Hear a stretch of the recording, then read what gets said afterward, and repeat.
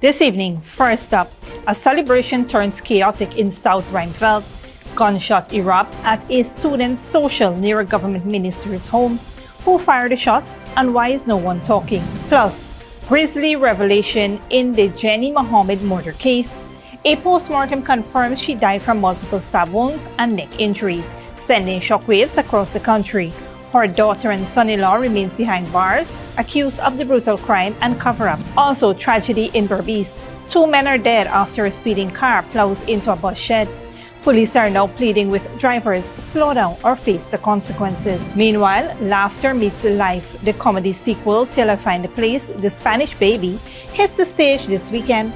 Why this play may be more than just laughs. Finally, tensions spike as the UN Security Council responds to US strikes on Iran's nuclear site.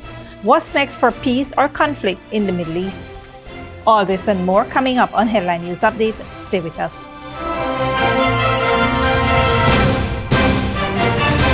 Welcome to this broadcast of Channel 2's Headline News Update for June 23rd, 2025. I am Berbice. Thank you for joining us. First up, a night of celebration in South Ruimvelt Garden turned frightening on Saturday, June 21st, when gunshots rang out during a student social on Sugarcane Road.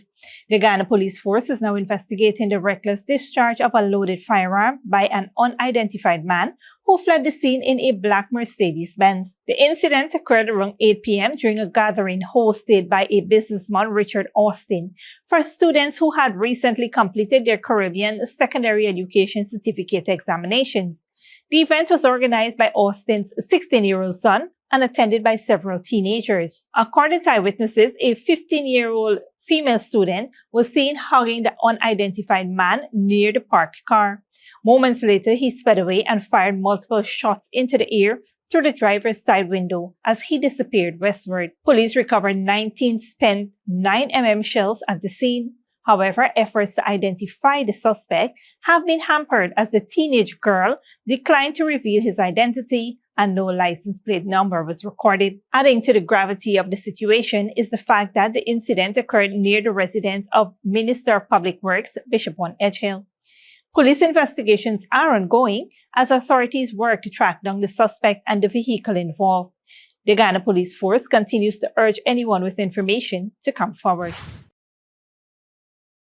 In other news, 2 men are dead following a high-speed crash on the Bellevue Public Road in West Berbice early Sunday morning. Dale Jarvis has more on the tragic incident. Fatal accident on the Bellevue Public Road, West Coast Berbice, has claimed the lives of 2 men early Sunday morning, June 22, 2025. Dead are 29-year-old Davin Daniels of Hope Town Village, the driver of motorcar PAD 9544, and 49-year-old Mark George of Lot 2 Bellevue, a pedestrian who was sitting at a bus shed. Police reports indicate that Daniels was speeding east along the road when he lost control of his vehicle. The car veered to the southern side, slamming into a roadside vegetable stand, then a bus shed where George was seated, before crashing into a utility pole, which fell and damaged a nearby wash bay shed. Both men were pinned and sustained severe head and body injuries. They were rushed to the Fort Wellington Public Hospital by public-spirited citizens, but were pronounced dead on arrival. Their bodies are currently at Bailey's Funeral Home awaiting post-mortem examinations. Police investigations are ongoing. The Ghana Police Force is urging all road users to exercise caution and obey speed limits, especially in residential and pedestrian-heavy areas. This tragic incident serves as a painful reminder that reckless driving can have devastating consequences. One moment of carelessness can cost lives. Road users are reminded to do their part to keep our roads safe. Reporting for Headline News Update, Dale Jarvis. Thanks, Dale. A post-mortem examination has confirmed that 48-year-old Jenny Mohamed, whose body was found dumped in a trench last week, died from multiple stab wounds and neck injuries, resulting in hemorrhage and shock. The examination was conducted by government pathologist Dr. Nihal Singh earlier today. The disturbing revelation comes as her daughter and son-in-law remains in police custody, accused of committing the gruesome crime and attempting to cover it up. Mohamed's brutal murder has sent shockwaves across the country. Police previously disclosed that she was stabbed and strangled by her 25-year-old daughter, Safia Mohamed, and her son-in-law, 28-year-old Austin Ramchan. Her body was wrapped in a garbage bag and dumped in a trench near the New Eccles Road on the east bank of the Demerara. Jenny was reported missing on June 12th, and her body was recovered on June 19th, several days later, following confessions by the suspect. The couple admitted to the killing and led the police to the dump site where the decomposed body was discovered with multiple stab wounds and a rope tied around her neck. Investigations reveal attempt to clean blood stains from various parts of the family home in Nonpareil, East Coast Demerara. A notebook with a suspicious handwritten note, strands of hair and blood-stained items were also recovered as evidence. All three suspects, Safia, Ramchan and Jenny's husband, remains in custody as police compile a file for legal advice. The body has since been handed over to relatives for cremation. Stick around when we return. The Spanish baby hits the stage, tackles culture, chaos, and laughter. And the Ghana Police Force equips ranks with body cams to boost transparency and officer safety.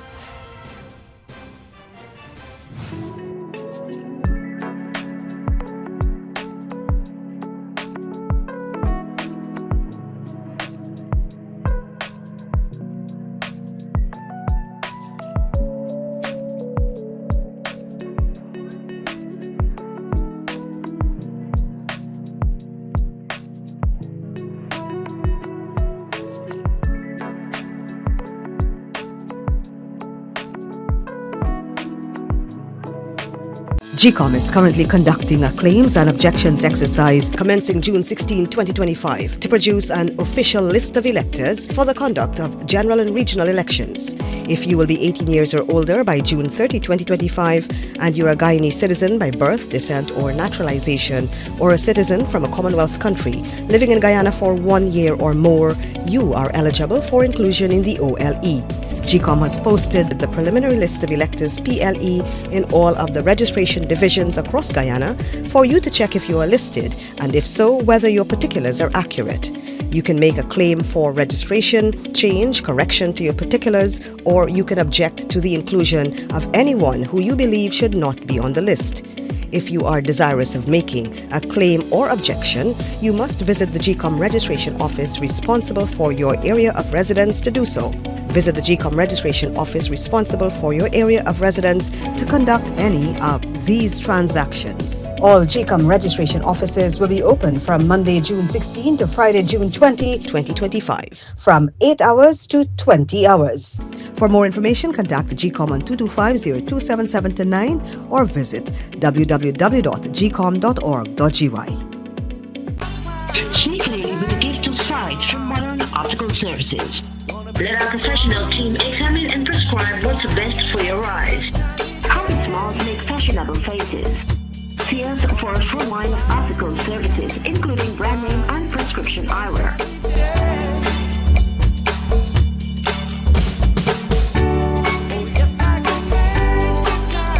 Modern Optical Services, 316 Mill Street, Georgetown. Telephone 226-1082. Good girl forget things. What's the problem, Granny? I want money for borrow for those surgery. I was dancing and I fall and fracture my hip. If you need some quick money, you should check Lender's Jewelry and Pawn Shop. Lender's Jewelry and Pawn Shop, lot 238 South Road Border, Georgetown. Get jewelry made to order in just 72 hours. We also accept vehicles. Lender's, best rates, longest payback period. Boys, I get through. Plus, I could dance again. Lender's Jewelry and Pawn Shop. Welcome back. There is excitement in the air for theatre lovers this weekend as the much anticipated comedy Till I Find a Place in Guyana Part 2, The Spanish Baby, hits the stage. The follow-up to the popular Spanish Connection promises more laughter, more drama, and a few surprises in store. According to producer Sharon Taylor Cadogan, it will be an exciting show filled with conflict and resolution, all wrapped in rich Guyanese humor. So since after the Connection in one last year, lots of things have happened. So that Part 2 is named now The Spanish Baby.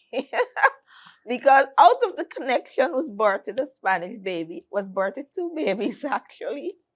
So, and therein lies the conflict and controversy and all the drama. Taylor Cadogan said Guyanese can get ready for a wild ride of comedy and chaos as Till I Find a Place in Guyana returns with part 2, The Spanish Baby. The sequel picks up where the hilariously complicated Spanish connection left off, but this time with even more twists. The show features the original cast that audience came to love, along with new faces to shake things up. The cast, you will love them. We have Mark Luke Edwards, Nuria Gerard, Mark Kazim, Michael Ignatius, McKinney Harry Thompson. We have her the little Spanish girl, little Aria Thompson. We have Jasmine Wong, Jennifer Langevine, Chaiko Rodney, the daughter of beloved Henry Rodney. She'll be on stage as well.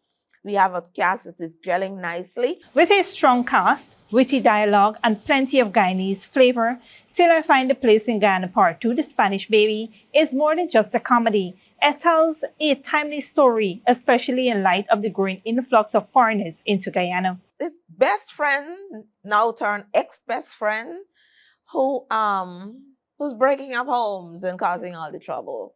You know, could you imagine you trust somebody, you invite them into your home, and they turn your life upside down? Not just that they invaded your privacy, they want to take over your entire life. So that can be traumatic for any person. So that's the backstory, really. How much should we go to trust even those that we call our friends? Through humor and relatable characters, the play explores cultural clashes, unexpected bonds, and the challenges of finding your place in a rapidly changing society. It has its messages like anything else. They say you play with the pops, you get bitten by the fleas. So that's a big takeaway. So that's a big takeaway, but it will be fun, it will be enjoyable. But we just hope that you don't come and view the play and don't take note of the scenarios and the pitfalls and so on. We hope it registers and resonates and surely keep you from getting in trouble. If you are looking for big laughs and a dose of Guyanese-style drama this weekend, Till I Find a Place, The Spanish Baby might be your perfect ticket. Time for The Spanish Baby is this weekend, Saturday and Sunday at the National Cultural Center. On a different note, police ranks are now better equipped with body cameras and non-lethal tasers, following new training aimed at improving transparency and officer safety. Dominic Gittins has more details. Ranks of the Ghana Police Force are now better equipped to enhance transparency and accountability, following a comprehensive body camera training session at the Officers Training Center in Ivlery on Saturday, June 21st, 2025. The session targeted traffic ranks and officers of the Heavy Duty Course 1 2025 who were trained in the operation, use, and maintenance of 500 newly acquired body cameras. Sergeant Matthews of the Police Information Technology Department led the training. Participants were taught how to properly operate the device, which captured digital audio and video evidence, and were also introduced to a full range of camera features. Body cameras, which are viewed as critical tools in modern policing, are expected to enhance operational efficiency, facilitate investigations, and foster public trust in law enforcement. The new equipment will be distributed across police regions and used during operations, patrols, and incident investigations. Additionally, in response to a spike in assaults against traffic officers, the Ghana Police Force last week launched a 3-day Taser Certificate course to train ranks in the safety and legal use of non-lethal force.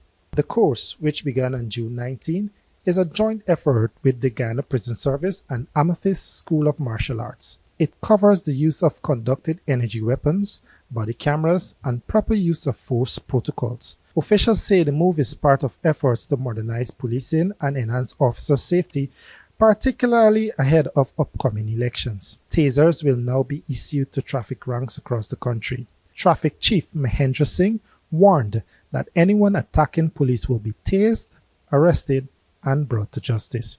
Reporting for Channel 2 Headline News, Dominic Gittins. Thanks, Dominic. Nearly 2 months after the mysterious death of 11-year-old Adriana Young, her body was laid to rest on Sunday, June 22nd, during a highly emotional funeral that drew hundreds of mourners and closed a painful chapter for her family and a grieving nation. Adriana's body was found in the swimming pool of the Doubleday Hotel on April 24th, less than 24 hours after she went missing. Her passing triggered widespread public outrage, vigils, protests, and 2 separate autopsies, one confirming she died from drowning and showing no signs of trauma or sexual assault, while the result of the other is still pending. The funeral began with a viewing at Sandy's funeral home, where a sea of mourners dressed in symbolic red gathered early. Adriana, adorned in pink and carried in a pink casket, was later taken to the Virgin Eugene tarmac for a memorial service filled with tributes from classmates, teachers, and relatives, all echoing a shared demand: justice for Adriana. The day was not without tension. A brief confrontation erupted when Adriana's grandmother attempted to view the body, sparking emotional outbursts among mourners. However, order was restored, and the service continued with poems, hymns, and heartfelt reading from Adriana's diary. Her burial at the Virgin Eugene Cemetery marked a solemn end to a tragedy that captured the attention of both the local and international community. Though her death remains a source of unanswered questions for many, the service brought a measure of closure and renewed calls for accountability. Adriana's family, still overwhelmed by grief, says they remain hopeful that the truth will ultimately prevail. Don't go away after the break. Thai government in crisis amid fallout from PM's leaked phone call, and UN Security Council split as US defense strike on Iranian nuclear sites. Good girl forget things. What's the problem, Granny? I want money for borrow for those surgery. I was dancing and I fall and fracture my hip. If you need some quick money, you should check Lender's Jewelry and Pawn Shop. Lender's Jewelry and Pawn Shop, lot 238 South Road Border, Georgetown. Get jewelry made to order in just 72 hours. We also accept vehicles. Lender's, best rates, longest payback period. Boys, I get through. Plus, I could dance again. Lender's Jewelry and Pawn Shop. Sneakily with a gift of sight from Modern Optical Services. Let our professional team examine and prescribe what's best for your eyes. Common smiles make fashionable faces. See us for a full line of optical services, including brand name and prescription eyewear.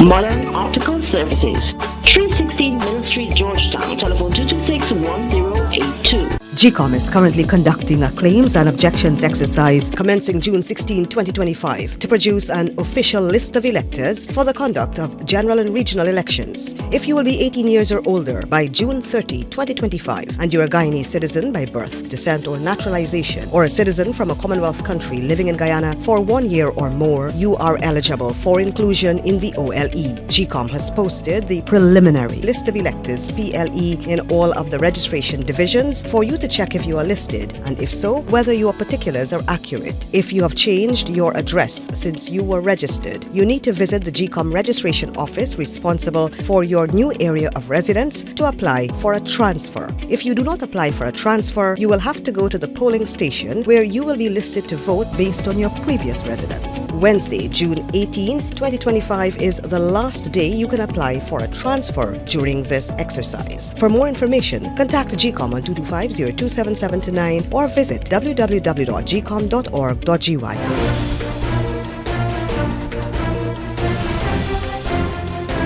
Welcome back. Now we take a look at what's happening in the region and around the world.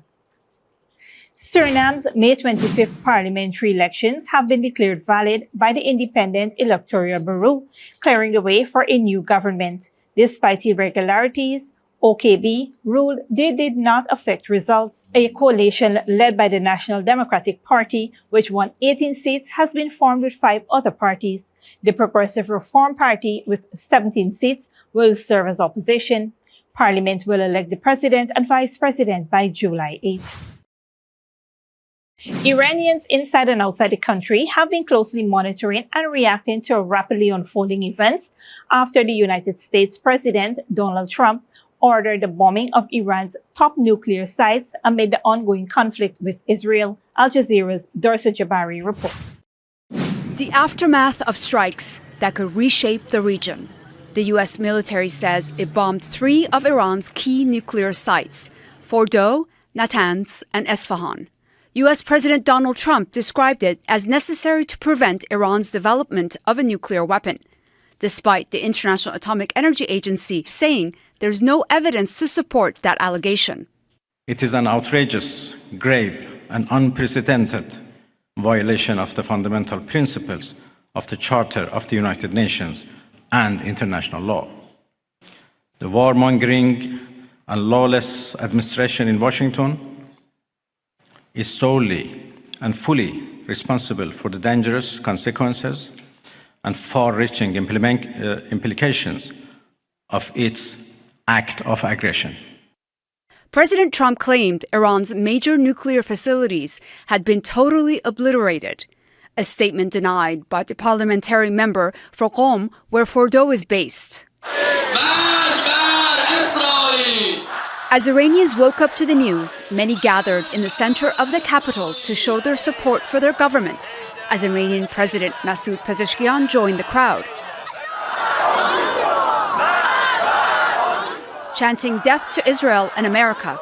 Ordinary Iranians insist they are united in the fight against foreign aggression.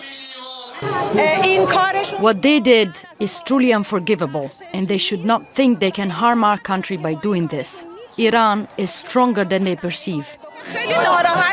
We are very upset because bombing these types of places is very inhumane. That aside, we are confident in our military and armed forces, and we believe in them. We know they will retaliate. This is how the great Satan functions: deception. This is all deception. They do not understand anything other than language of force. They do not understand anything other than sigil and kirbe shakan. That's what we should be using to negotiate with them. Iran's Revolutionary Guard warns of a severe response, saying U.S. military bases in the region are now vulnerable. And Tehran continues to insist that diplomacy is not an option while Israel continues its attacks. Dorsa Jabari, Al Jazeera.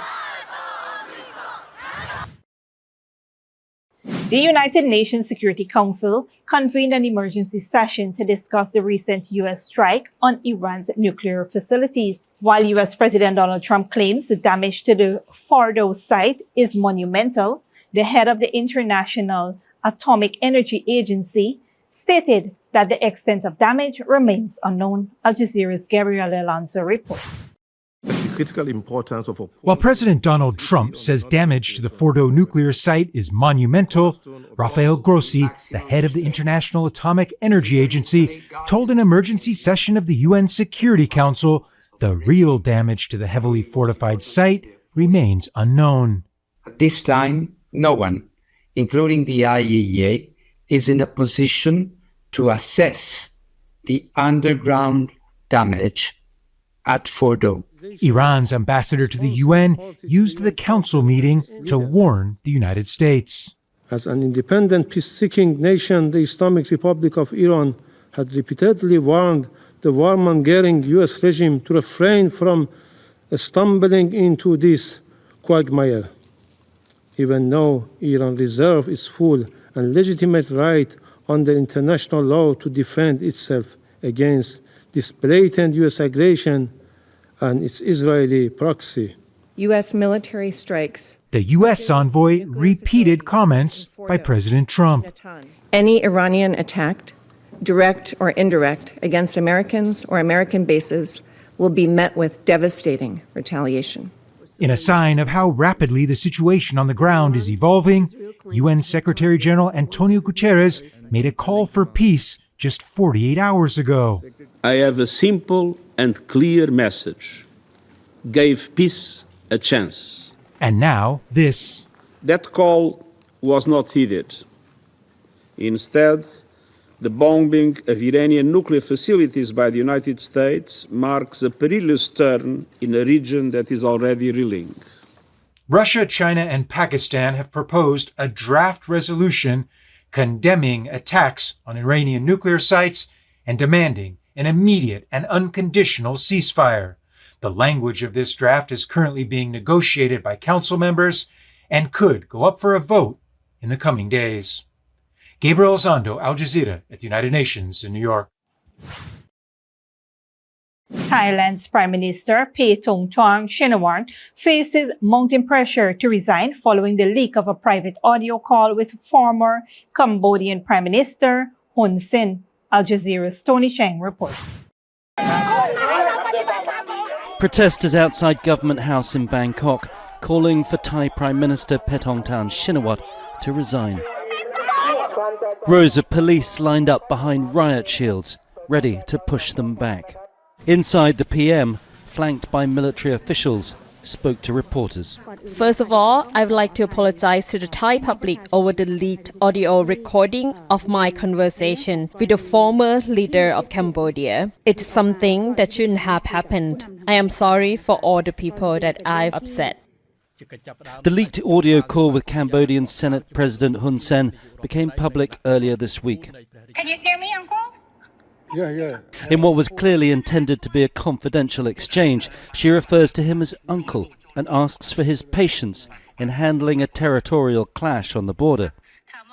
She also appears to blame the Thai military for mishandling the dispute. The territorial dispute on the Thai-Cambodian border has simmered for years, but recently flared up when the Thai military killed a Cambodian soldier. But the leaked call was also used as a pretext for a major coalition partner to withdraw their support, saying they now have no faith in the PM. And the government's ruling majority now hangs by a thread. It's unlikely that Prime Minister Paetongtarn will survive in office. The withdrawal of the Phum Chai Thai second largest coalition partner is debilitating. It will make her number in parliament very weak, very fragile, and she'll be hostage to the other smaller parties, very small parties. The protesters may well get what they want and force the Prime Minister to resign. But there's no easy replacement at a time when many Thais are looking for stable leadership to counter slow economic growth. After several years of stability, it looks like we might once again be entering a period of political crisis. Tony Cheng, Al Jazeera, Bangkok. This brings us to the end of our regional and global news coverage. Up next is the 3-day weather forecast.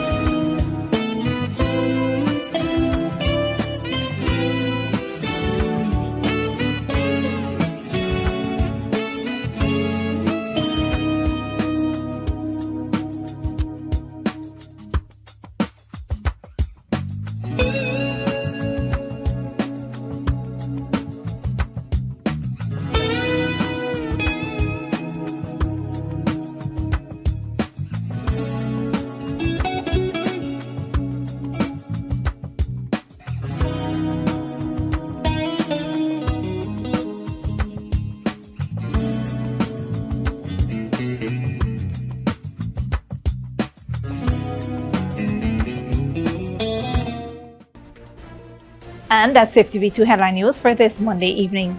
As we take our leave, we invite you to follow us on Facebook and YouTube. You can tune in tomorrow at 6:30 a.m. for a rebroadcast and at 7 p.m. for more news. Until then, please take care of yourselves and each other.